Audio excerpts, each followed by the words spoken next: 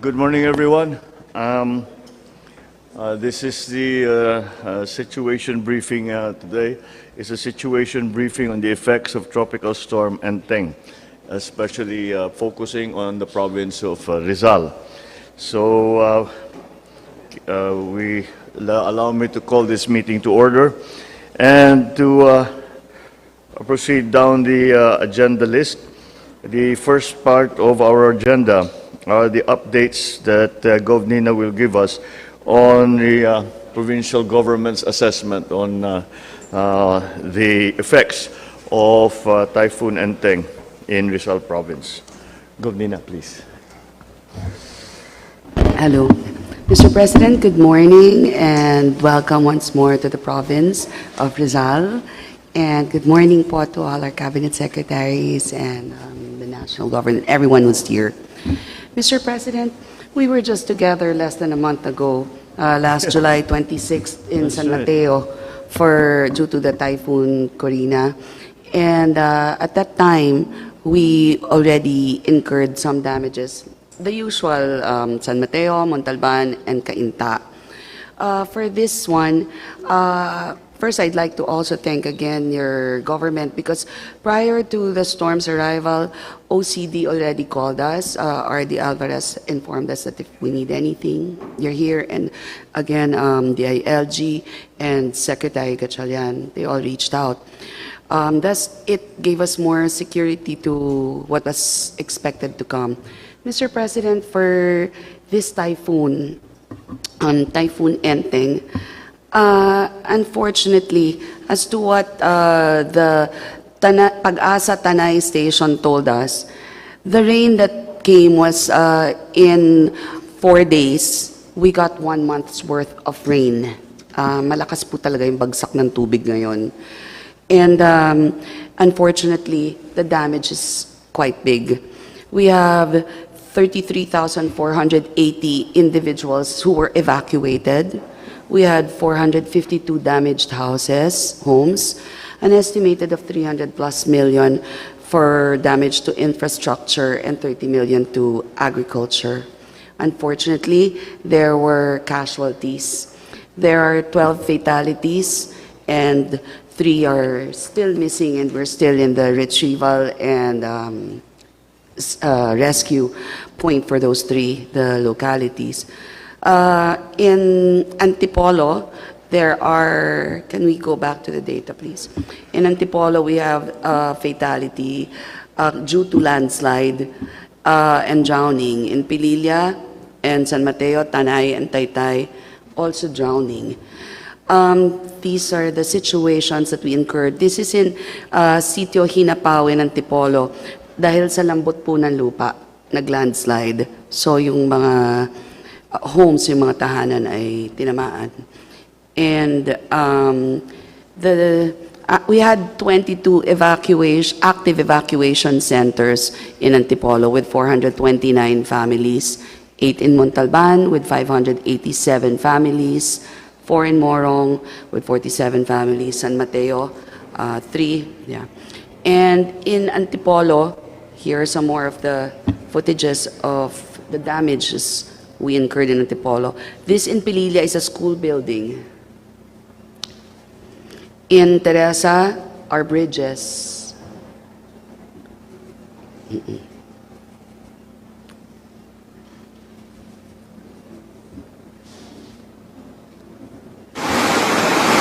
Here's a footage of what happened in Antipolo.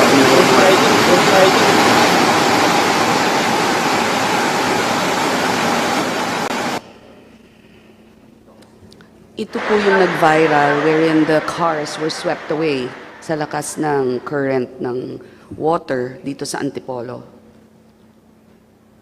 That went viral sa social media.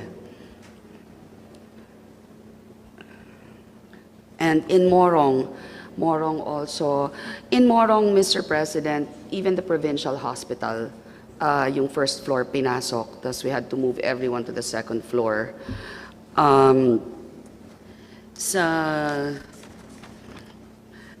Morong po kasi, meron ho kaming problem dun sa hospital with the location. Congressman Dino, if you could please expound on the Morong Situation Hospital.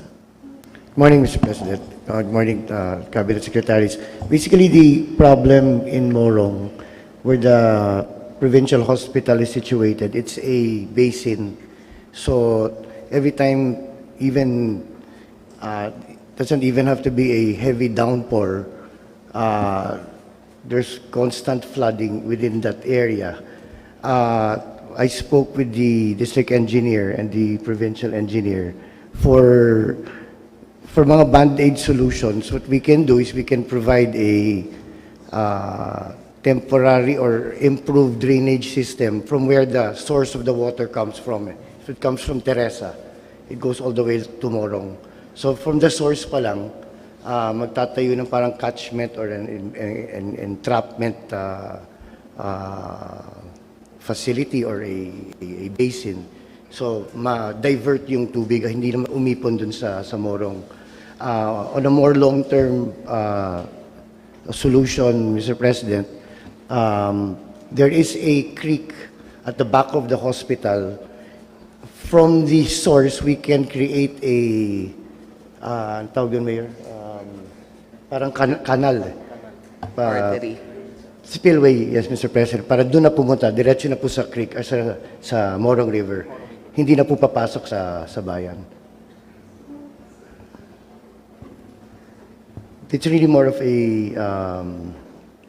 flood mitigation solution that we're looking at to prevent. Kasi ano pa lang yung to level the road right now, it's going to be more expensive kung gagawin. Kasi talagang basin siya eh. Kung ipapatag siya, medyo mas mahal kaysa gumawa ng isang spillway. That's the hospital.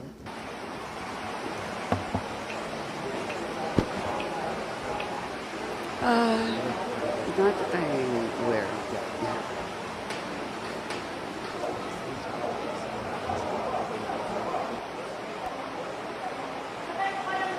Bakit ngayon nag-flood?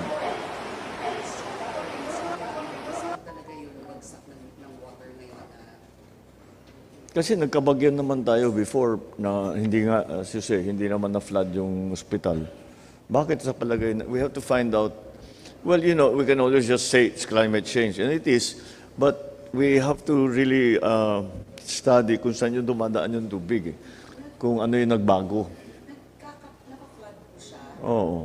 Naka-flood po siya, pero... Yan. Hello? Ayan. Nafa-flood po siya, pero hindi ganyan kalaki. Oo, kaya nga po ngayon lang lumaki ng gano'n dahil dun sa ragasa ng tubig. Yeah. Sa volume ng tubig. Bakit kung ano? Because the volume of water is actually less than Karina this time. But this is what I noticed also when I was still governor. Nagbabago yung pattern ng dinadaanan ng tubig. Actually po. Dati sanay na sanay tayo. Pag sinabi may bagyo, alam na natin eh. Kung ano yung mga barangay na ma-stranded, saan yung saan yung kailangan kunin ka agad, saan tataas yung tubig. So we send the equipment and everything ahead. After a while, hindi na sumusunod dun sa dating pattern na nakasanayan natin. So, all right. Well, what we're going to have to do here is we're going to have to really look and see what are the changes that have happened. Like in the case of Karina in Metro Manila, there were very distinct, there were identifiable causes why they haven't had that flooding for 15 years, but they now did. Well, it was the concurrence of the habagat, the high water, the high tide, and then other things that are yung mga garbage, yung mga nasira yung waste gate and everything. So that's what we have to identify now. Kailangan natin tignan na mabuti. Exactly again, saan dumaan ang tubig? Bakit hindi ganun kagrabe noon? Naging grabe na ngayon, naging mataas yung tubig na ngayon. what I suspect, yung dinadaanan ng tubig noon, either na-block na, o nalagyan na ng bahay, o yung ating mga dating estero na tabunan, nalagyan na naman ng bahay. The usual problems that we face, especially now. It really has to do with overpopulation. But anyway, I just wanted to know from your experience if this is a typical occurrence. Apparently not. So we'll have to adjust accordingly. Ito yung ospital. Actually po, Mr. President, it is not just that na hindi usually binabaha sa amin ng ganyang kalaki. Even Hala-Hala and Teresa, tinamaan po this time, bumaha po kami doon ngayon. Hindi sila usually binabaha ng of the same gravity. Why do you think that is? I'm just thinking that the volume of water really that Or poured is it in. too high, or is it siltation, or is it both, or is it... Well, it's a lot of factors, maybe also the environmental factors, the disposal of waste, a lot of aggravating factors that domino effect. Well, the volume of rain, as you were saying, yung usual ninyong isang buwan during the monsoon season, bumagsak in a day and a half? 4 days po. All over a period of 4 days. Opo. Okay. Well, all right. So, we just have to look at that. That's Cainta, where floodway is. Ang lakas ng agos. Opo. Ba't ang lakas ng agos ng tubig? Oh, tignan mo. Oh. Kaya pala ang dami mong drowning. Tinitignan ko, I was going to ask you earlier, what were the main causes of death? And then you showed the chart. Meron nga, pero yung drowning, pinakamarami. Dahil ganyan. Yes. Ang lakas ng flow. Yung current po. Yan po, like last time when we discussed, look, if you can notice, that's September 1. Then on September 4, look at the amount of water, the dam, again, yung sinalo ng Wawa, ganyang kadami. In a span of from 3 days gap. There we go again. Yes. Again, without it. Daming, no, it was just the volume of water. We don't get that volume usually. Kahit na monsoon, uulan na mahaba. Siyam-siyam na. Hindi ba tawag dati? Siyam-siyam. Ngayon, wala na yung siyam-siyam. Wala na. Bulaga na lang lahat. All right. This is again the proposed reservoir dams to hopefully, because of what we saw nga with how Wawa Dam was able to catch and yung bilis ng taas ng tubig niya, we're afraid that time might come what if it overflows or it can no longer. But may mga phase 2 at saka phase 3 itong Wawa Dam. Yes, yes, Mr. President. Yeah, Secretary, please. Yes. We're now in the process of undertaking the preparation for the construction of three dams on the upper portion of the Upper Wawa Dam now, Mr. President. And this is under preparations. Unfortunately, we have to do now the feasibility study again because the site of the original flood control dam was already under the Wawa Dam. No? So we have to relocate the 3 dams now in the upper portion so that we will also catch actually the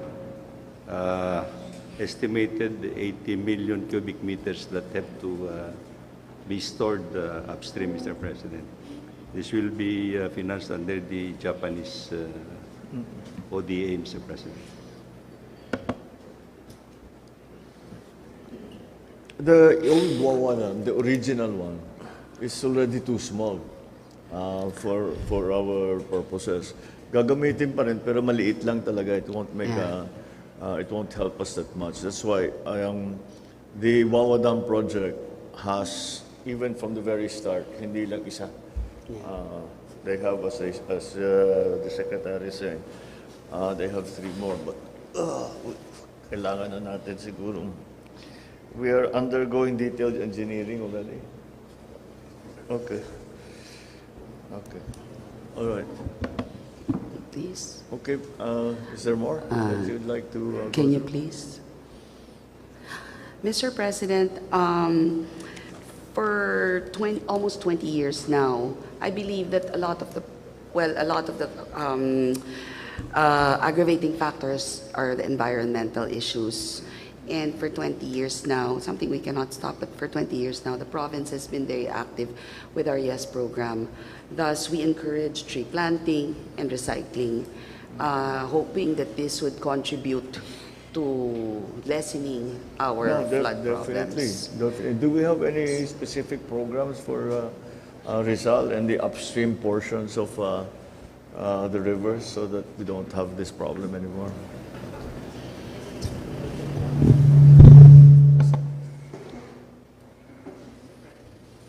You have to push.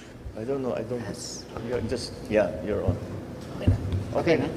Yes, Mr. President. In fact, yesterday we actually released the information regarding a targeted reforestation of the Upper Marikina protected landscape, which we've been working on with the provincial government and many of the mayors in this area. And that targeted reforestation, Mr. President, just to share, about 85% of the protected landscape is still covered in forest cover and vegetation. What we want to do now is on the vegetated area, introduce around 3 million trees, which we are now going to be working on with the provincial government, with academe, with NGOs, with DPWH as well, on this targeted reforestation program for the vegetated area in the Upper Marikina protected landscape. So these are all watershed.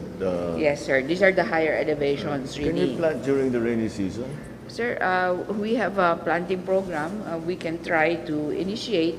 There are some individual efforts already ongoing by NGOs and by some other groups.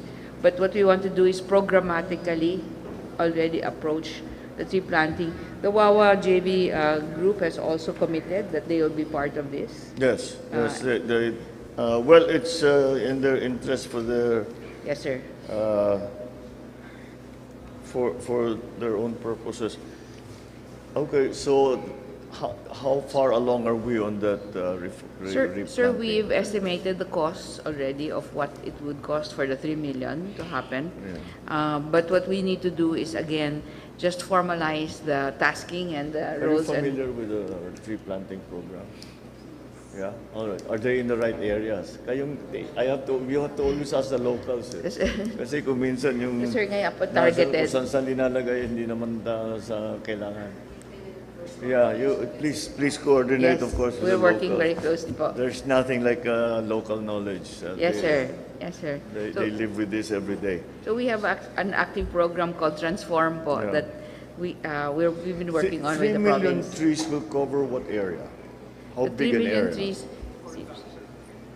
just about 4,000 hectares. So we want to reach the 10,000 if we can of the vegetated.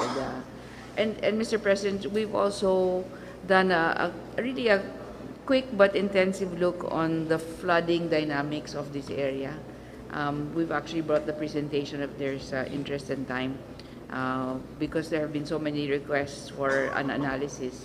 So we've done a basic analysis. That video that we saw with a very, very fast flow of water, that's purely attributable to the volume of water that came down? Or Sir, volume is there and also- are there some other factors at work? The surfaces that are traversed, sir, if these are all heavily concreted now, there would be no way to stop the speed of the water, really.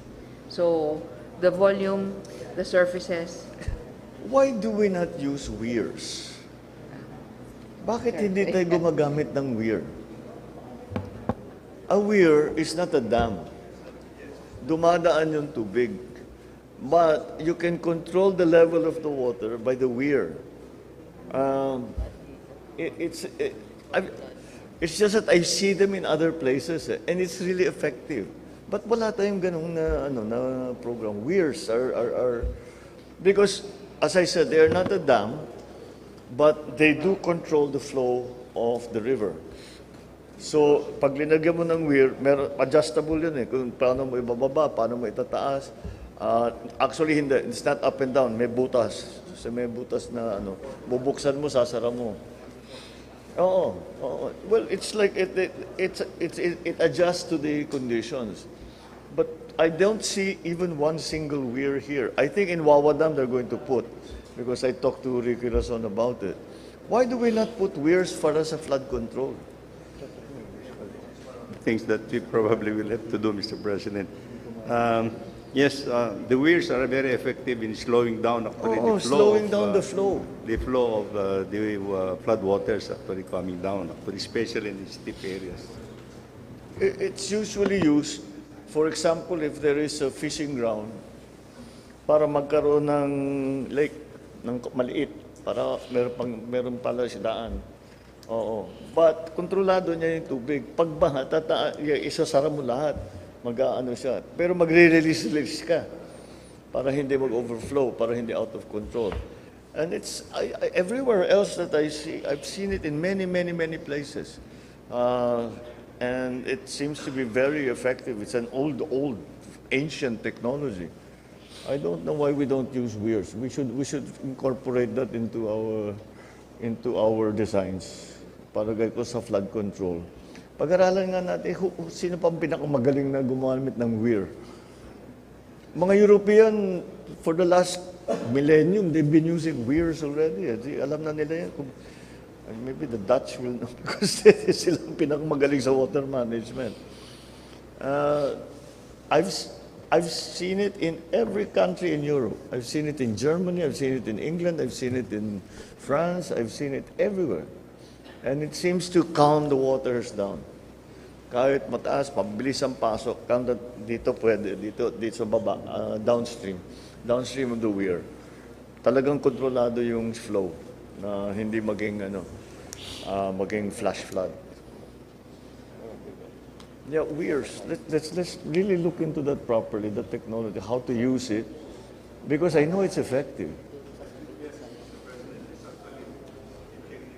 Adaptable solution. Very adaptable sa atin yan. And because I bring it up because of what I saw in the video, where mabilis ng tubig. Kung hindi ganun kabilis yung tubig, it wouldn't, then yung fatalities natin, first, baka yung ilan doon hindi na nalunod.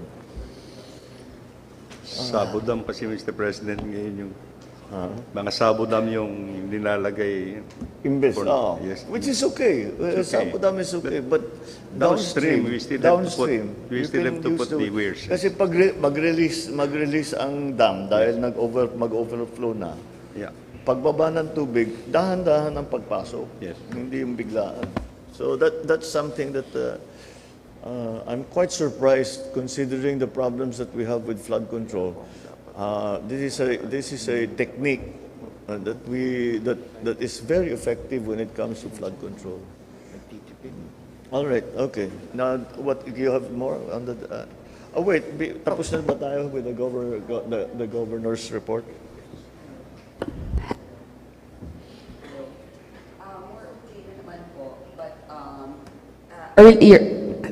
Earlier, we had problems for quite some time with some housing issues, but as of this morning, it has already been addressed by NHA.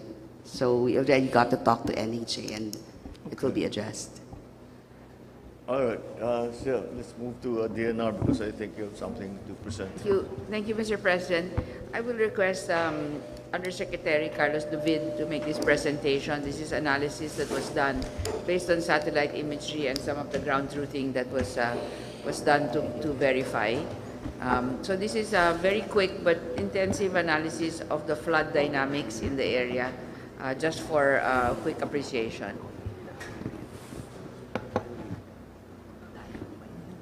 Good morning, Mr. President and everybody. We wanted to offer a different strategy for flood mitigation, not only for Marikina and Rizal, but for the rest of the country. I think it has to be an integrated approach combining structural controls, which includes the DPWH infrastructure that we are planning, the ecological integrity of our watersheds, which sometimes is left behind as our primary flood control mitigation strategy, and as well as community planning. As you will see in Rizal and in Marikina, community planning is essential as well in terms of flood control. Next slide, please. I just wanted to show this slide. We often look at the flooding as an issue of the Upper Marikina watershed, which is the one in pink, and that covers 26,100 hectares. Note, however, that the whole catchment of the Marikina River is 69,000 hectares. And majority, 60% of the area, is outside of the Upper Marikina protected area. The 43,700 covers Rodriguez, San Mateo, Cainta, Antipolo, all the way down to Marikina. And if we only focus our efforts in the 26,100, then I don't think we will solve the flooding downstream. And therefore, the cooperation of the LGUs within the 43,700, mostly Rizal, is crucial, no, in mitigating the floods. Next slide. The urban sprawl, which is in red, has increased. Obviously, for Marikina, Quezon City, Pasig, and all the way down, this is already very dense housing. And we are seeing urbanization as well, no, as the LGUs upstream also develop. This contributes to flooding simply because the amount of rainfall that falls in the area will no longer infiltrate the ground, but is converted into floodwaters or runoff when everything is now paved. And therefore, in terms of land use planning, there are small interventions that we can do in order for us to have our surface still permeable, even if it is still urbanized. No? So these are some of the strategies that we can take with LGU of Rizal. Next slide. For the Upper Marikina watershed, like Tony mentioned, our plan, quite bold, is to plant 3 million trees in the next 4 years. And this will significantly increase our forest cover in the Upper Marikina watershed. The budget that we require for this is 160 million, but with our partnerships with DPWH and the private sector and the LGUs of within Rizal, I think the budget will be much smaller, and we can do this much faster than 4 years. Next slide. This is the typical situation in the Upper Marikina watershed. By far, the biggest conversion of our forest land is not because of deforestation, but because of conversion into agricultural areas. No? Plantations, mango plantations, and also rice paddies. And you will see in this picture here, there is still some intact forest on the right side, but you now see encroachment of rice paddies on the left side, and also conversion of that forest land to mango plantations on the upper right-hand corner. This is a tricky situation because obviously our communities require a viable livelihood in the area, and this is the reason why they are converting the land. But in the process, we are losing our forest cover, which contributes to increased runoff and flooding downstream. Next slide. I'll skip this slide. Next slide, please.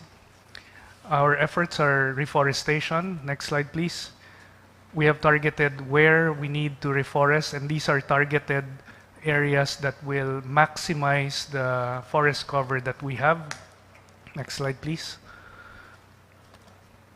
We want to do a lot more work with the DPWH in terms of river restoration and promotion of water impoundment structures. Now, this is a picture of the Upper Wawa Dam on September 4, 2024.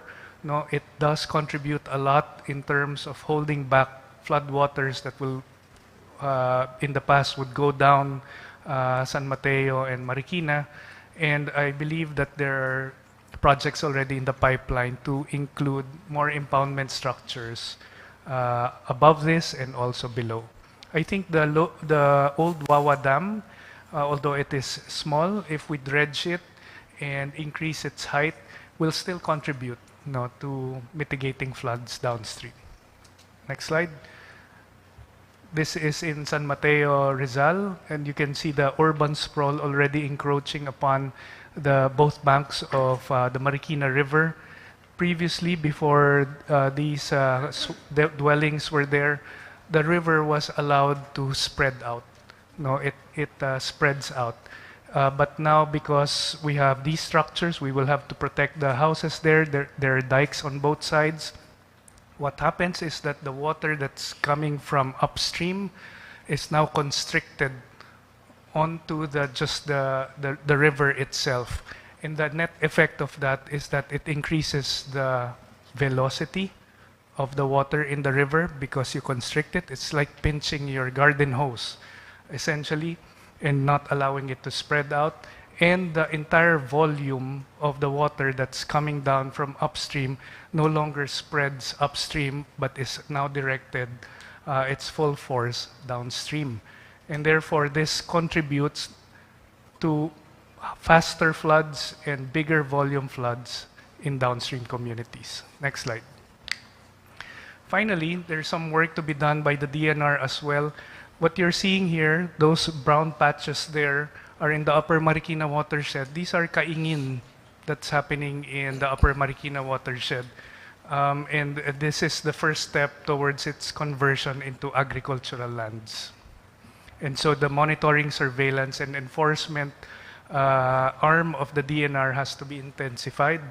Now they have to be more proactive, using more new technologies in order for us to curb these kinds of activities. Finally, next slide.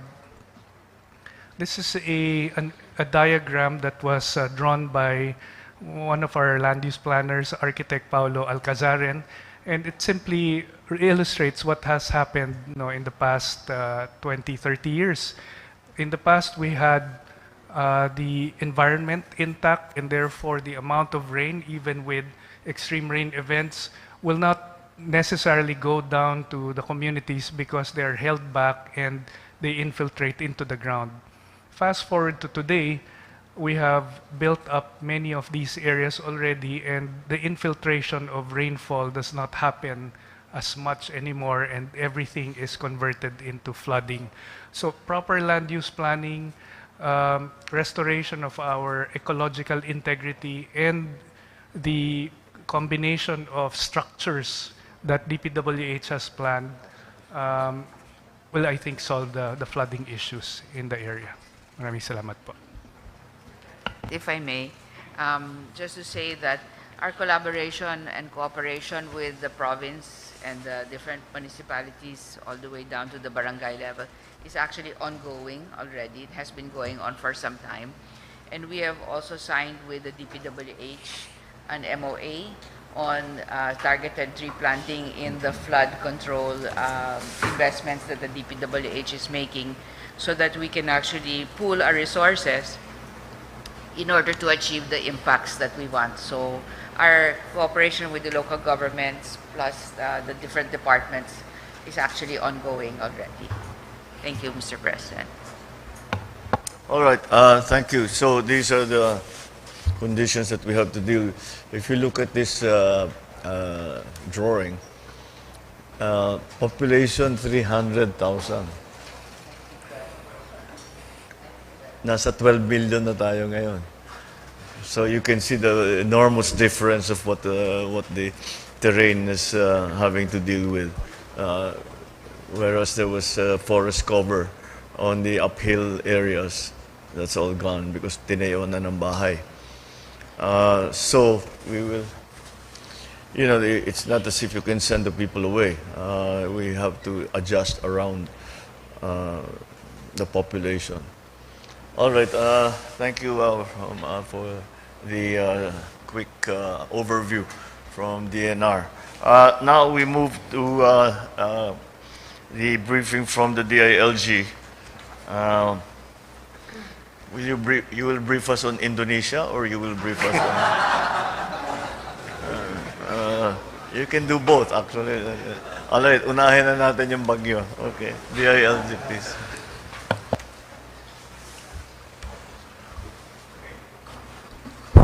Okay. Good morning, Mr. President and the Cabinet and the officials of Rizal. Sir, mamaya na yung sa Jakarta. Okay. Well, nasabi na po lahat ni Governor Richie. It's just that as per our list, there are 5,973 families or 10,888 individuals that are still in 112 evacuation centers as of 6 a.m. this morning. And we've got the hardest hit. The hardest hit are, as compiled, is Morong, Teresa, Cainta, Rodriguez, and San Mateo, sir. No. So, I think this is also in conformity with the list. No? It's harmonious with the list of the LGU, sir. So we compiled this, and I would say that all of the local chief executives really exerted their efforts. 100% are all present in the area of responsibility in the province of Rizal. And they're there during the typhoon, all of them, Mr. President. Thank you, Mr. President. Thank you. Especially this chart, you have, of course, I assume, am I correct in assuming that the DSWD has that, so that you can properly respond to itong needs? Yes, Mr. President. Actually, the next slide, pag time ko na, we can go through the... Sige, let's do that. All right, let's go to the DSWD's responses. Mr. President, as always, we focus on the family food packs. So next slide. Top line, Mr. President, from the last time we met 2 days ago, that time it was 133,000 released food packs. Now we're up to 265,104 nationwide, of which in Calabarzon, one of the hardest hit areas, 41,961. We are still processing another 200,000 as we speak. So, yung initial na nasabi ko sa inyo na I think it'll play at around 250 to 300. Hindi ho, it keeps on going up kasi there's still flooded areas understandably. We'll probably close at around 500,000 family food packs for Enteng alone. Next slide. Mr. President, for region, for Calabarzon, we've released, as mentioned, 41,961,000 family food packs, of which a greater chunk went to Rizal, 28,100. That's spread across the different levels of government, some to the province, some to the municipalities. So we're already doing 28,100, and we're still processing requests as we speak right now, Mr. President. We have that list ni Secretary Abalos. We get it also from the OCD, the hardest hit areas, and we've been coordinating with the province and the congressional representatives as to where we need to deploy more family food packs. Well, we can anticipate. We can anticipate already, I think, by now, what is going to be required for the effect to alleviate the condition from Enteng. Sir. So do we have that estimate more or less? For Enteng, Mr. President. Enteng. Yes, Mr. President. For family food packs, 500,000, 500,000 nationwide. We're halfway through. Nag-slow down na ho yung pasok ng request. So we'll be able to process everything by end of this week. Lahat ho yun fully deployed na. Then we start stockpiling for the next 2 storms coming in. Yeah, speaking of which, there is a threatening weather structure that is approaching the Philippines again, and so we have to. Hindi na nga, it's also almost impossible now for us to say what will Enteng cost us in terms of food packs, non-food items, etc. All of the assistances that we will give people who have been displaced, all of those things, because we don't know when Enteng I don't think we will have finished doing the effects of trying to alleviate the effects of Enteng before this other storm comes in, and do we have well, maybe DNR can give us an indication. Do we have what is the possibility, or what is the likelihood rather of this new weather structure? Do we have somebody from Pag-asa here? DSWD. Ayan. Oh, you're here. All right, I didn't see you. Sige, anong tinitingnan natin dito sa bagong papasok na sa PAR? Good morning, Mr. President, sir, and to all cabinet secretaries present, and to the local chief executives. Sir, as of the report of Pag-asa yesterday, the developing tropical cyclone are not yet cleared when it will be developed into a tropical cyclone, sir.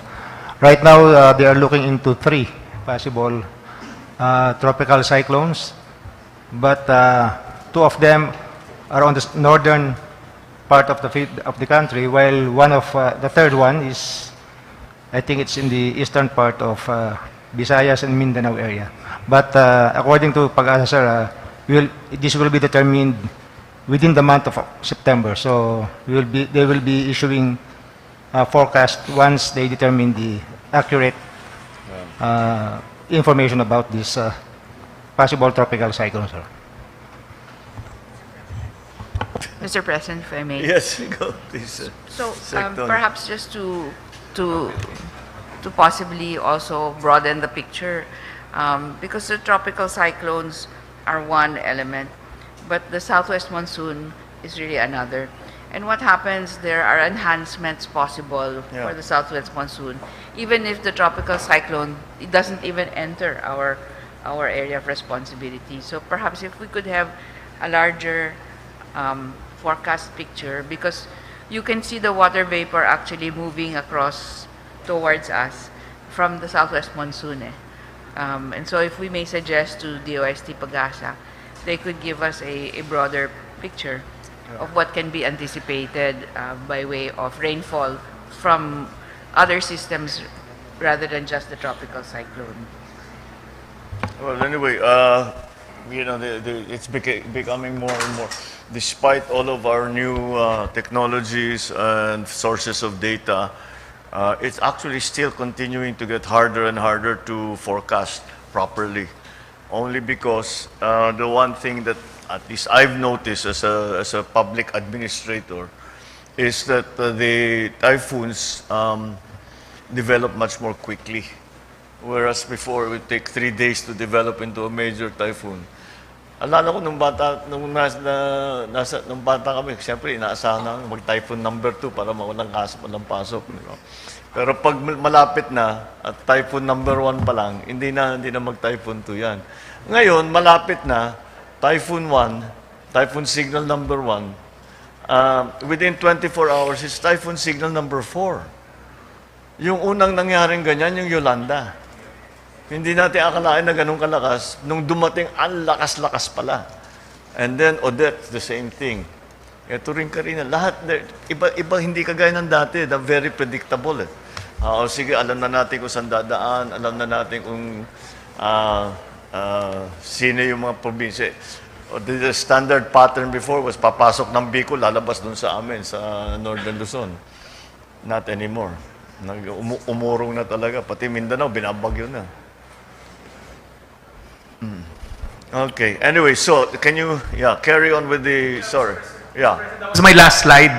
Tama ho kayo, hindi na natin malalaman yung ending ng enteng response sa incoming storms. But based on your last instructions, we're both doing the response and the stockpiling and the procuring all at the same time now. Sabay-sabay na sila. Yeah, what the Secretary is referring to is because when after Karina, na ubos ang lahat ng ating stockpile. At the end of the Karina effort, response, walang laman yung warehouse namin. Naubos talaga. So we had to resupply ourselves. Para naman ito, pero kung may parating pa, we have to again be ready. So mabuti naman yung mga private sector partners natin, they're very supportive sa ating mga ginagawa. At pag emergency, tinutulungan tayo kaagad. So it's all right. We'll be all right. But this is how severe the problem is that all our planning and our modeling turns out that we have to do much more than what we expected, and it hits us harder than we expected because the volume of the water, sumabay ang habagat. The last one, Karina, sinabayan ng high tide. All of the elements that contributed to becoming a very serious problem. I hope the next one. Mukhang mas mahina naman yung so far. It is not a storm. Is it a storm already? Yung weather system na papasok nasa atin na ba? Is it already in our area of responsibility? Not just, sir. It's only a cyclone formation only, sir. How far away is it? It's still outside of the... How fast is it moving? I'm sorry, Mr. President. Sige, we we have to learn all of yes. those things. Yes, sir. I'm sure you have the data. You just have to look it up. We have to learn all of those things para malaman natin when it will hit, at what strength, just to give us an idea of what we are going to have to face, so we can warn the local governments, we can warn households and tell them to evacuate or to or at least prepare themselves, so that we are continuing to provide whatever it is that they need. Yeah. Here in Rizal, specifically, do you have figures? How many people are still in? You know what? Ganito lang. Effects of Karina. Ilang pang tao na nasa evacuation center ngayon? That part of the presentation is with the OCD kasi the other day na inulit Sige. namin. Oh, okay. Let's go. Okay, let's do that.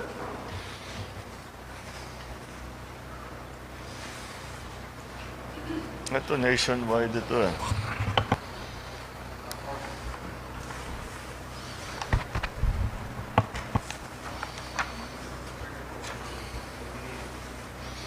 Yeah. Hello. As to the effects, right now, there are already 565,659 families, sir, comprising 2.162 million persons affected. And these are, those staying inside evacuation centers are 14,900 families with 59,469 persons, while 3,567 families with 13,415 persons are outside evacuation centers.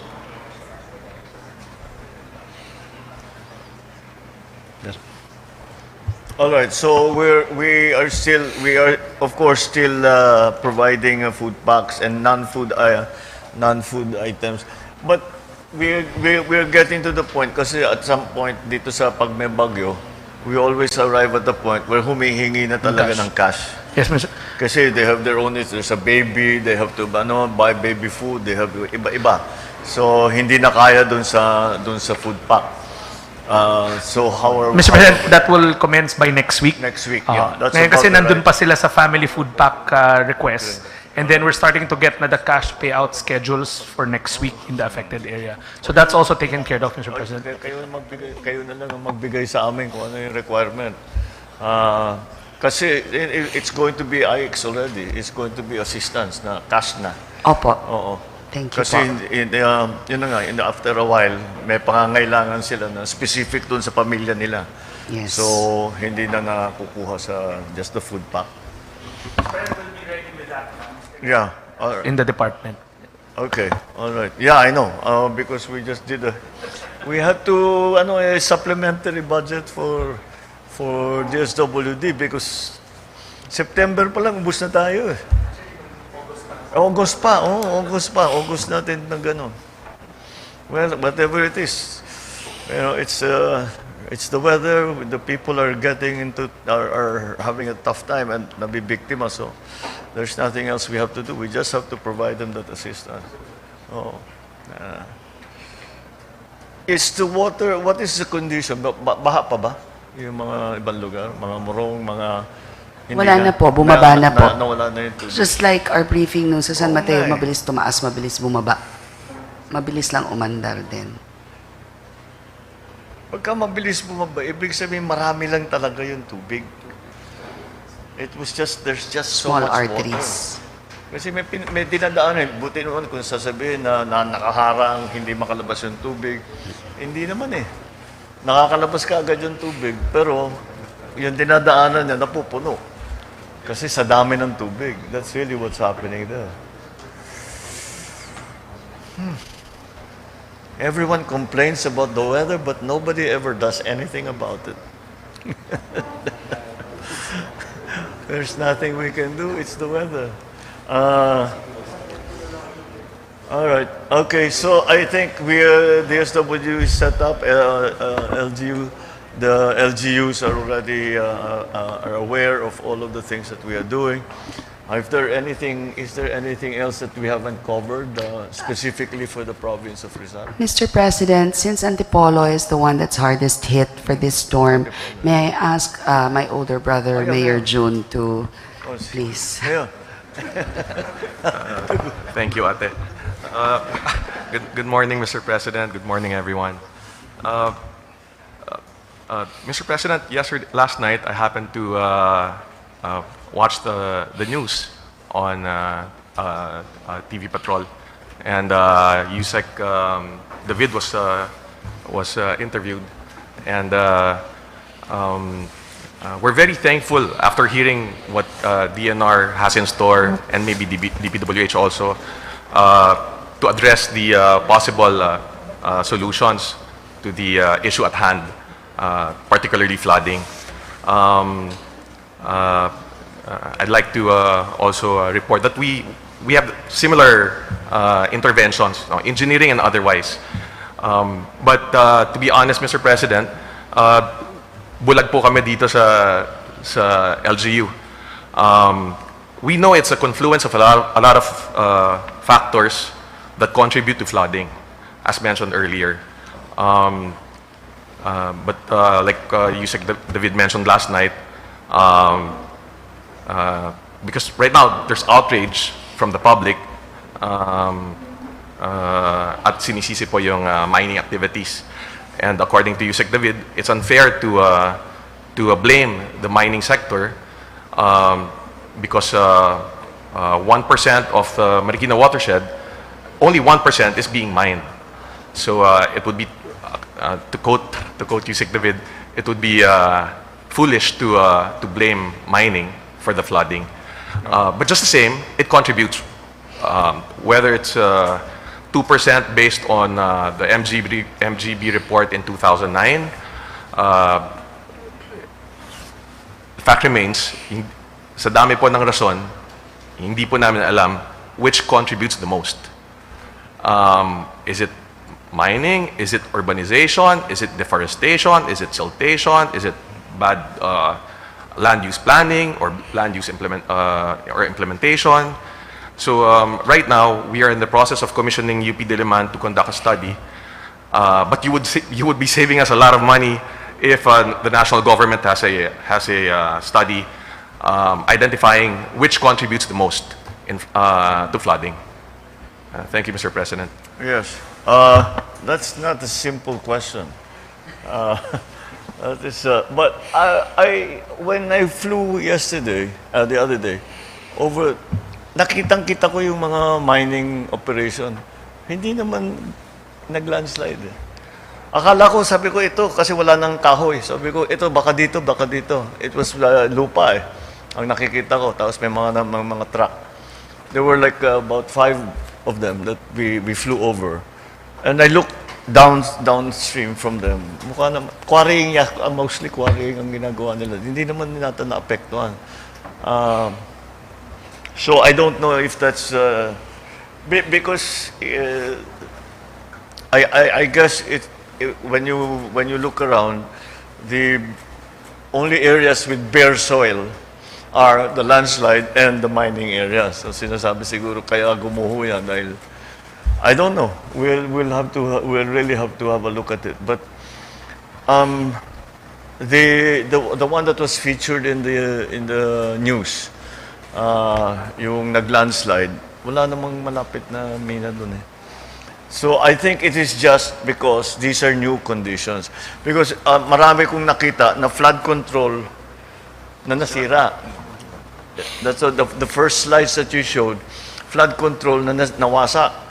Doon ko nung una naisip, ang lakas ng tubig, ang bigat ng tubig. Pati yung flood control, sinira niya eh. So, it's just, we have to do the upstream management, water management. Because what the conclusions that we have come to is that hindi mo mapipigilan na mag-populate ang NCR. Wala kang magagawa. Pati may mga problema nga, yung nagtatapon ng basura, yun na nga, what we mentioned earlier, natatabunan yung mga spillway, all of these things. So, we can of course improve that, but in the end, it will happen again because like I said, mabilis naman bumaba eh. Ibig sabihin, pinagdadaanan yung tubig, pero masyadong marami yung tubig. So, ang iniisip namin, yung impounding sa upstream. Huwag mo nang pababain yung tubig. Kunin mo na habang malayo pa, habang nasa taas pa. Gamitin mo yan pag tag-araw. Meron kang pang irrigation, meron kang pang lagyan mo pa ng solar kung gusto. All of these things are available. So that's what we are trying to do now, is to try and control the water that goes into the city. And that will help us in the water management in general. And when I talk about water management, what we are talking about is already water for household use, water for irrigation, agricultural irrigation, water for industrial use, and all of the other possibilities, as I said, even for energy, kung may hydro possibility, may solar possibility, all of these things, we put it out, dinalagyan pa natin ng isda para pwedeng gamitin as a fish pond. So, all of these things are what we are trying to put together now. But it is a big project and yung tubig hindi nangingilala ng boundary. Kaya it has to be not just one province, not just one region. Kung hindi yung buong, dito, kung pag-uusapan mong NCR, buong Luzon, kailangan mong tignan. And the upstream areas, where you can dig big impounding projects, so that the water that was supposed to go into the city will no longer do that, and we can control when there's water supply needed. Magbibitaw tayo ng tubig from tag-araw, di ba? Magano tayo ng tubig. So that is now our strategy for the long term. But in the short term, we just have to adjust. We will try to do our best in terms of controlling the levels of water that come in using all of these other strategies with dams, with small dams, with impounding areas, but they all have to follow a overall plan, because it's understandable that if you are in the province and you say dito tayo maglagay ng flood control, dahil laging nababaha dito. Sometimes the situation is that hindi naman dyan ang problema, yung problema dito eh. Kaya kailangan doon natin ilagay yung flood control.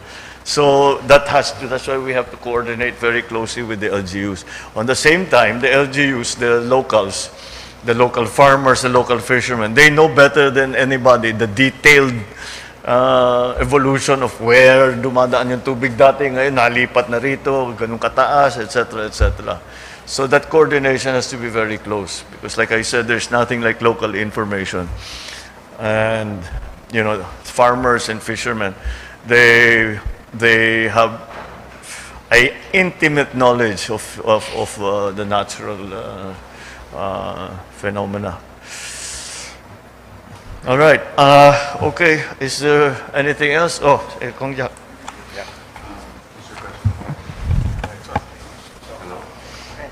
Ay, okay na. Mr. President, first of all, I'd like to thank you and the department. Kami po naman sa lower area po ng Rizal, what has been within our control is to really shorten the recovery time and to mitigate the economic losses. No, with your help, we've been able to bring down the flooding from periods of days to now some areas only hours. Now, there's an area po of clarification that we would like to seek because there is one program po, which is one of the floodgates along Cainta River, na because of the pandemic, na kailangan po na ibalik po yung pondo para doon because there was a moratorium during the pandemic on the relocation. Kasi to be able to construct for the floodgates and as well as the pumping station, there were areas that had to be relocated. And because po of the moratorium, hindi po natuloy yun. Nabalik po yung pondo. So we just like to seek po clarification on that policy. If it is all right again to be able to, of course, humanely and legally relocate these people para po matuloy yung mga programang yan. Are you aware of this proposed na hindi na natamaan ng moratorium? I just talked to the good congressman earlier, Mr. President, and I think we can do it again and revive the facility. Yes. Yes, All Mr. right. President. Ituloy na natin yan. We'd also like to thank you po because the road dike, which is actually a C6 radial, is already ongoing, and that is GAA funded, and that naman protects the coastal towns of Taytay all the way, will protect Taytay up to Binangonan from storm surges for exiting typhoons in the future. So again, Mr. President, we have been, ang nagawang strategy po namin, because we started our flood mitigation program as early as 2001. Pero nung tumama po yung undoy sa amin, the strategy we took was to start from down going up.